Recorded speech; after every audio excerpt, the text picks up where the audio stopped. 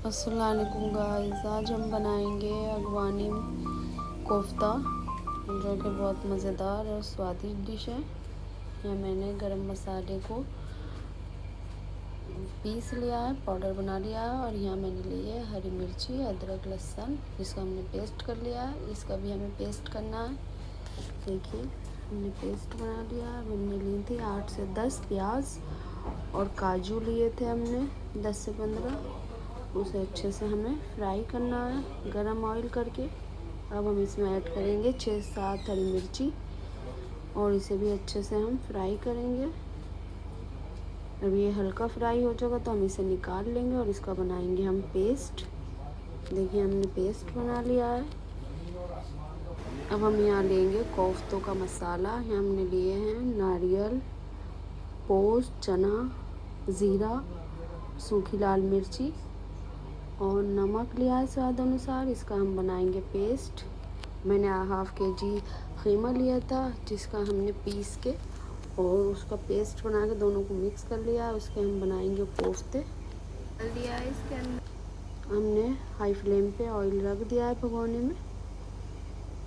अब हम इसके अंदर ऐड करेंगे 3 से 4 छोटी इलायची, 2-3 लौंग और थोड़ी दालचीनी।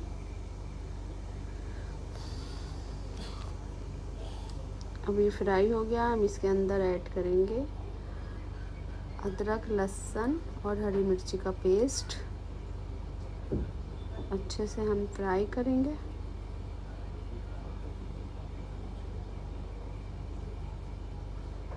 फिर हम इसके अंदर डालेंगे जो हमने प्याज काजू का पेस्ट बनाया था हरी मिर्ची का, वो डाल के अच्छे से फ्राई करेंगे। हम नमक ऐड करेंगे स्वाद अनुसार इसमें।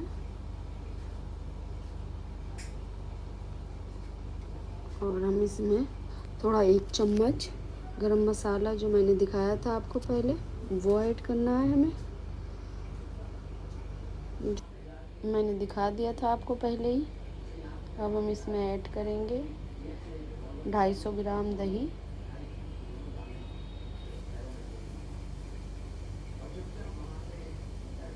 थोड़ी हम इसमें डालेंगे कसूरी मेथी सूखी।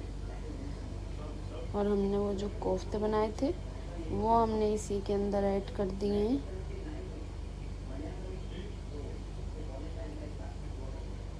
हम इसमें डालेंगे थोड़ी क्रीम।